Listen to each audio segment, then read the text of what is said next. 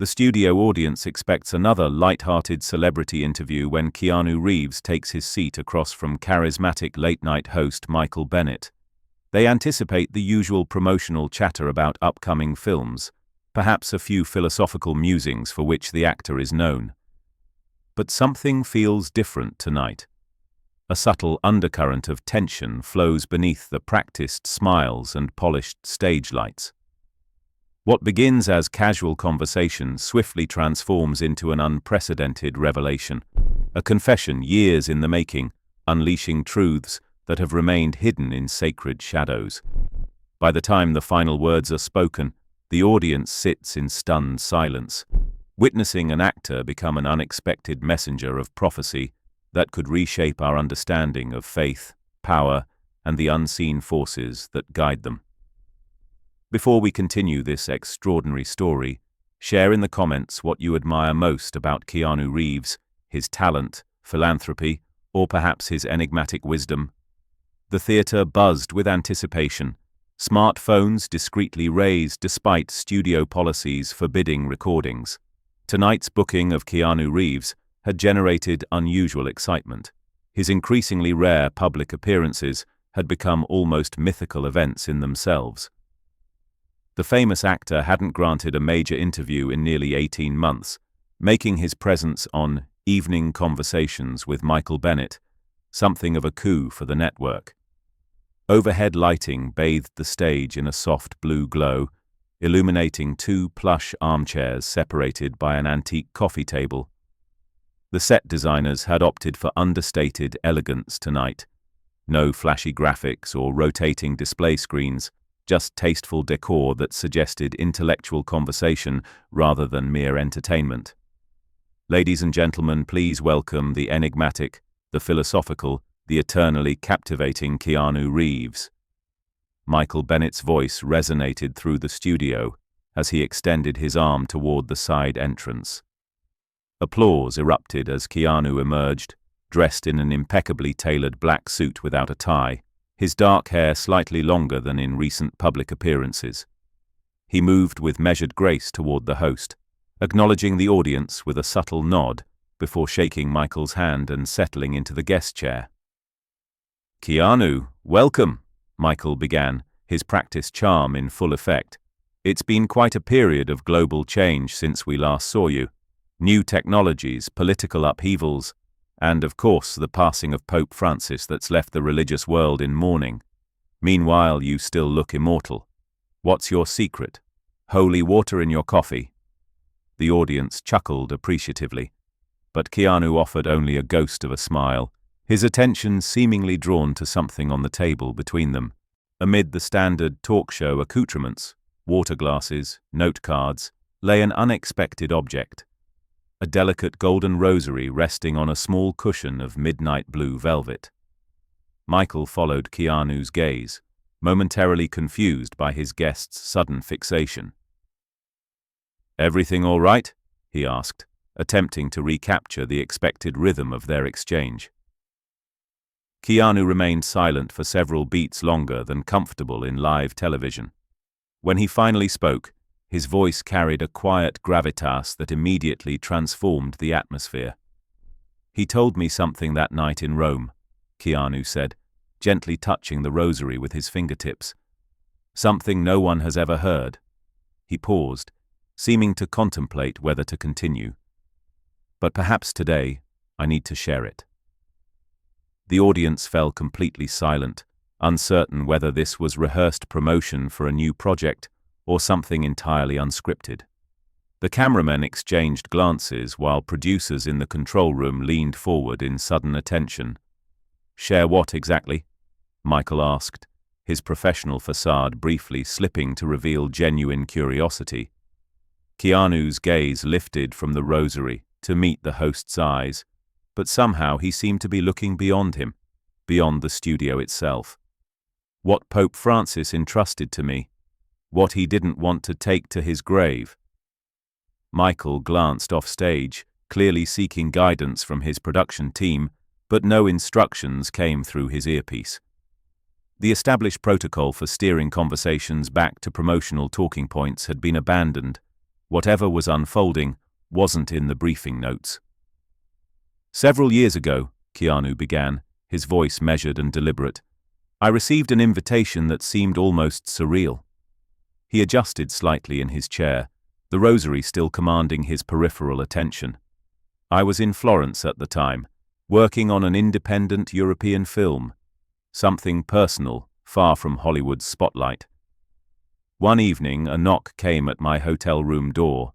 The visitor didn't introduce himself, simply handed me an envelope sealed with the Vatican's distinctive insignia. The studio audience remained transfixed, collective breath seemingly held. Inside was an invitation, not a formal diplomatic document, but something handwritten by Pope Francis himself. Keanu's expression softened at the memory. The message was cryptic. "I would like to walk with you in silence among the olive trees." That was all. No explanation, no context, no mention of cameras or press or official business. "And you accepted this mysterious invitation?" Michael asked, his voice notably quieter than his usual broadcast projection. Keanu nodded. "Of course. I thought perhaps he needed institutional support, maybe a donation or foundation connection. What I discovered instead was something far more profound." He paused again, gathering his thoughts before continuing. "A nondescript car collected me, bringing me to an unmarked entrance of the Vatican. An elderly gentleman in clerical attire guided me through labyrinthine corridors until we emerged into a secluded garden illuminated only by moonlight. There, beneath an ancient olive tree, Pope Francis waited alone. The studio lights seemed to dim slightly, though whether by design or coincidence wasn't clear. The effect enhanced the suddenly intimate atmosphere as Keanu continued his extraordinary narrative. The Pope appeared physically diminished, frailer than his public appearances suggested. But his eyes contained an intensity I've rarely encountered. They held a clarity that transcended his physical condition, as if something greater was speaking through him. Michael remained silent, allowing the story to unfold without interruption, his typical interview techniques abandoned. "He began speaking immediately," Keanu continued. "He mentioned seeing footage of me visiting a children's hospital anonymously. He said that gesture, offering comfort without seeking recognition, spoke more profoundly than any formal sermon ever could." Keanu's voice softened further, requiring the audience to lean forward to catch his words. Then he shared something unexpected. He confessed to feeling that God had been silent with him for years. The statement hung in the air, its theological implications rippling through the studio. He spoke about the burden of Peter's chair, the profound isolation of representing something greater than yourself while feeling fundamentally alone. He described praying into emptiness, receiving no divine response. Michael's expression registered genuine shock. "The Pope told you he couldn't hear God anymore?" Keanu looked directly at the audience now, his gaze intense. His exact words were, "Faith survives silence, but I fear one day it may begin to imitate it." The collective chill that ran through the studio was almost palpable. "What was your response?" Michael asked. "I offered none," Keanu replied simply. "Sometimes listening is the only appropriate gift." "And then," he continued, he withdrew an envelope from his pocket, sealed with crimson wax bearing the papal crest. The tension in the studio escalated with each word. He placed it in my hands and said, "If I don't see you again, this secret must live elsewhere." "Did you open it that night?" Michael asked, professional distance completely abandoned now. Keanu shook his head. "No. I've safeguarded it for years, but with his passing, I'm beginning to question whether I can, or should, maintain that silence any longer."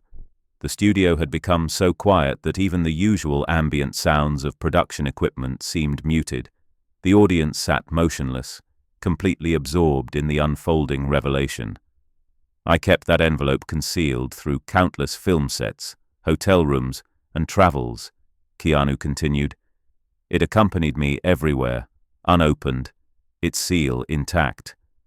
I convinced myself it wasn't my place to break that confidence. His expression shifted subtly, but when news of his death reached me, something fundamental changed. With deliberate movements, Keanu reached inside his jacket and withdrew an envelope. The paper had yellowed slightly with age, but the deep red wax seal remained unbroken, the papal insignia clearly visible. The audience stirred, a collective intake of breath rippling through the rows of seats. "You're going to open it now?" "Here?" Michael asked, his voice tight with unanticipated tension. Instead of answering, Keanu held the envelope up for the cameras, then carefully broke the seal. The soft sound of wax cracking resonated through the unnaturally silent studio. With reverent movements, he unfolded the letter inside, his hands remarkably steady despite the gravity of the moment. "To the man of silence, who listens more than he speaks, and sees more than he shows," Keanu began reading aloud. The words came measured and clear, each syllable given its full weight. "This world does not need more saints in gold. It needs men who will carry light through the shadows cast by those who were supposed to protect it." He continued, the paper trembling almost imperceptibly in his hands. "I write this with a heart torn between duty and despair. For years I have fought behind marble walls, wearing the crown of a fisherman while swimming in a sea of secrets." Keanu paused, swallowing visibly before continuing. "There are forces inside this church that I could never cleanse. They wear crosses on their chests but move like wolves in darkness. I tried to expose them. I failed." The raw admission from the deceased pontiff created a tangible heaviness in the studio. "And now, if my voice is silenced, I ask you, an outsider untouched by the politics of my world, to carry this truth, not to destroy, but to preserve." Michael appeared about to interject, then thought better of it, allowing Keanu to continue uninterrupted. "At the end of this letter," Keanu said, looking up from the page, "there was something else." He unfolded a second sheet of paper, his expression growing even more somber. "It contained what I can only describe as a vision or prophecy." The audience stirred uneasily, the unexpected theological turn creating a palpable tension. The Pope wrote, "The one who will undo me shall not come from within. He will smile. He will dress as a friend, but he will carry the void." Gasps emanated from various points in the studio. Michael stared at Keanu, visibly struggling to process the implications. "He believed," Keanu explained carefully, "that the most significant threat to faith would not emerge from obvious heresy or opposition, but from perfect imitation, someone who appeared spiritually authentic, but brought emptiness disguised as fulfillment." The silence that followed felt weighted with collective contemplation. "I didn't comprehend the full meaning at the time," Keanu admitted. "After receiving that letter, I began studying privately, examining connections between faith, power, and silence. I spoke to no one about it, trying to understand what Francis had meant." He leaned forward slightly, his posture changing. "That's when they started arriving. Anonymous letters warning me never to reveal what I knew." "Who sent them?" Michael asked, abandoning any pretense of hosting a standard celebrity interview. "The messages arrived from nowhere and everywhere," Keanu replied. "No return addresses, different handwriting styles, various paper types, yet all containing similar warnings." He reached into a folder that had been beside him, withdrawing a sheet of aged paper.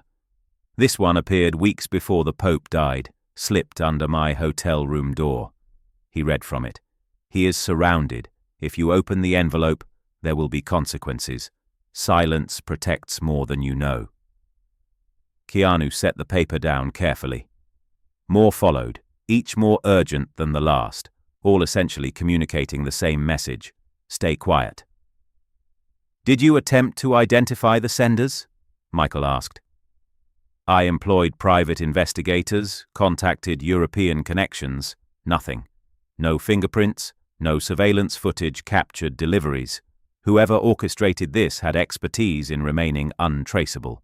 Keanu opened the folder wider, revealing newspaper clippings, handwritten notes and photographs arranged in what appeared to be a complex investigation board, compressed into portable form. Initially, I questioned whether I was manufacturing connections, seeing patterns where none existed, he admitted. But then evidence began accumulating that couldn't be dismissed as coincidence.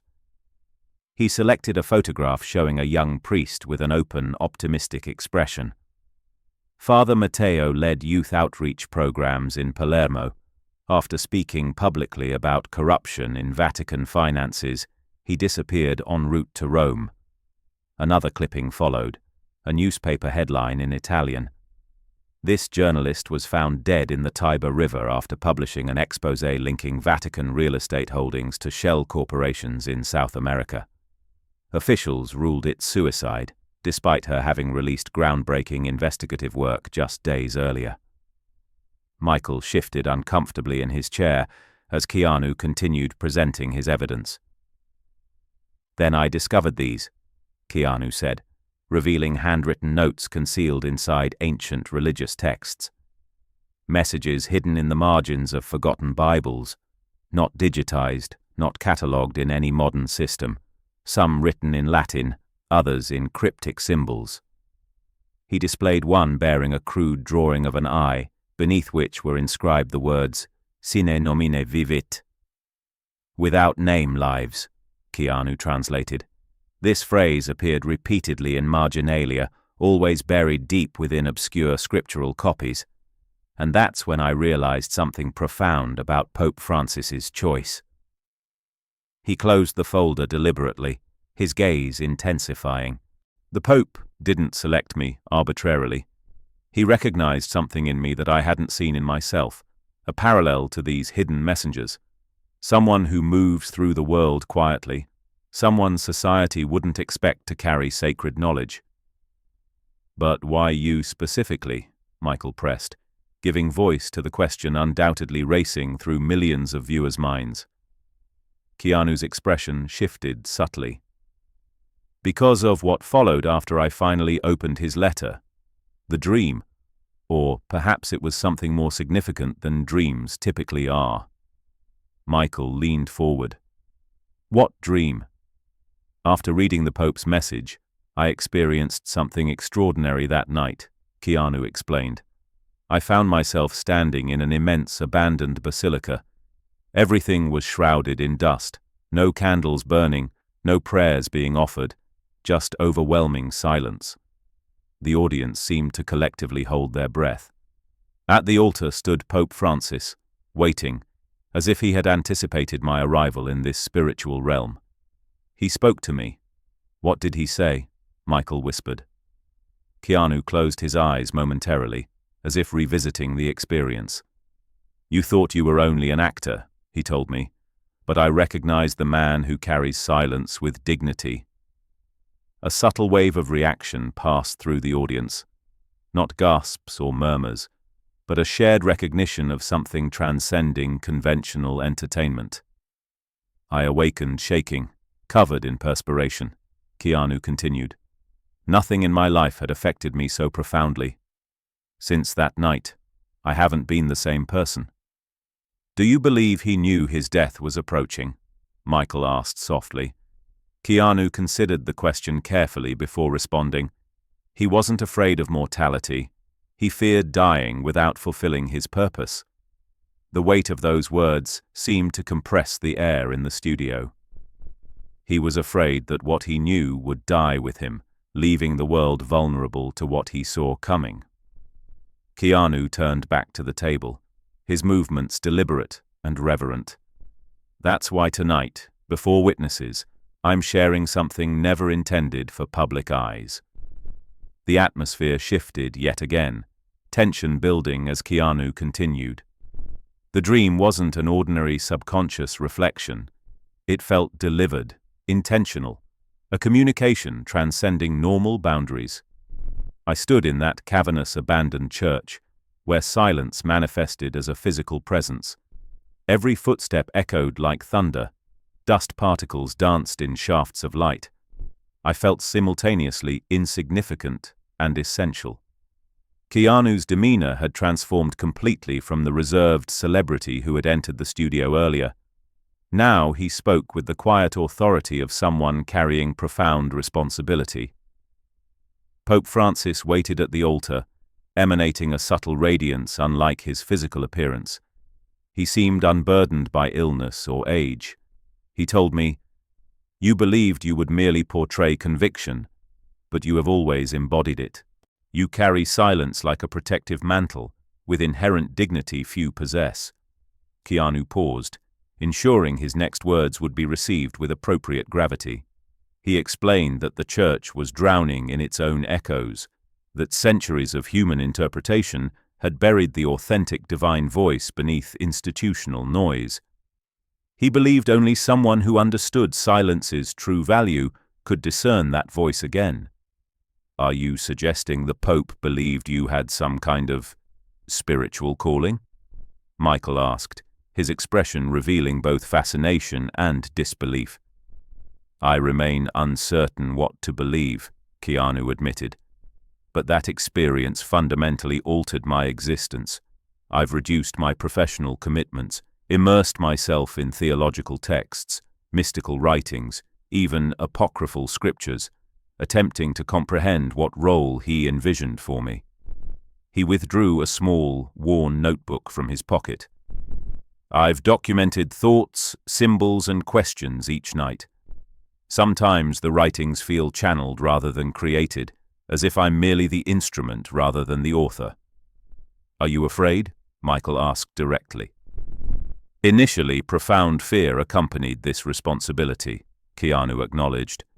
"With time, I've come to recognize that fear itself might have been the first test of worthiness." He returned his attention to the rosary on the table. "In that dream vision, the Pope shared one final message before our connection severed. He said, 'Your silence will become a doorway, but you must decide whether to allow others passage or keep it perpetually sealed.'" Michael appeared visibly overwhelmed by the conversation's unexpected direction. "This is extraordinary. Nothing I anticipated when you joined us tonight." Keanu smiled faintly, the expression conveying weariness rather than joy. "Nor what I expected when entering the Vatican that night." He paused briefly. "You're wondering why I've chosen this moment, this public forum, to reveal these things." "The question did cross my mind," Michael admitted. "Because truth resonates at a different frequency than deception," Keanu replied. "And if I don't speak now, the opportunity might never present itself again." He straightened slightly. "There's something else you need to see." "Is it dangerous?" Michael asked hesitantly. "Perhaps," Keanu acknowledged. "But what terrifies me more is considering the consequences if I maintain silence." From within his folder, Keanu extracted a small rectangular object, handling it with evident reverence. His fingers trembled slightly, not from fear but from awareness of its significance. "What is that?" Michael inquired, leaning forward. "A photograph captured during my Vatican visit," Keanu explained. "A private moment someone documented without my knowledge." He held the image face down, building tension that rippled through the studio audience. "It shows the Pope and me conversing in the garden. But there's something else present. Something I only noticed years later when this image was anonymously delivered to me." Keanu turned the photograph over, positioning it so only Michael could see its contents. "It shows us speaking, but look carefully at the background, partially concealed behind those cypress trees." Michael squinted, then visibly recoiled. "A hooded figure." "Observing us," Keanu confirmed. "This same presence appears in 3 additional photographs sent to me over subsequent years. Different locations, always distant, always watching from shadows." He arranged the additional images for Michael's inspection, carefully angling them to prevent broadcast cameras from capturing too much detail. "The Pope's final words to me were, 'You will see the shadow before you see the light,'" Keanu revealed. Not a threat, but a warning. Something approaches that the institutional church cannot confront alone. The challenge will fall to individuals. Keanu stood, signaling the interview's conclusion. His parting words resonated with prophetic intensity. Faith hasn't vanished, it's merely waiting, and silence doesn't necessarily indicate peace. Sometimes it heralds approaching conflict. As he moved toward the exit, Keanu turned back once more, his expression inscrutable. For those who believe this revelation concludes here, prepare yourselves. What follows will be more consequential than anyone anticipates. The broadcast ended without the customary musical outro or light-hearted banter, leaving viewers worldwide contemplating questions that transcended entertainment. Had they witnessed mere celebrity eccentricity, or had Keanu Reeves genuinely become the unlikely messenger of ecclesiastical secrets that could reshape humanity's spiritual understanding? The answer remained suspended in the same profound silence that had permeated the studio throughout his extraordinary testimony. Within hours, religious scholars, conspiracy theorists, and ordinary citizens alike would begin dissecting every word, gesture, and implication of this unprecedented television moment. Meanwhile, somewhere in the shadowed corridors of power, figures unknown may have been watching with particular interest as secrets long buried in sacred silence finally emerged into the unforgiving light of public revelation. If you found this story compelling, please share your thoughts in the comments below. Have you ever felt chosen to carry an important truth?